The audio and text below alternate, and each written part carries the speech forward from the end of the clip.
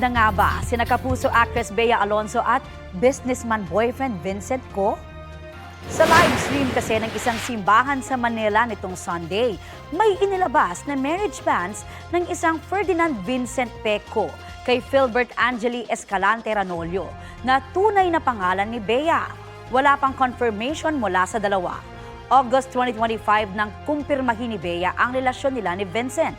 Sa story conference ng upcoming Kapuso show niya na Whispers from Heaven, last month, sinabi ni Bea na gusto niyang maging pribado ang tungkol sa kanyang love life.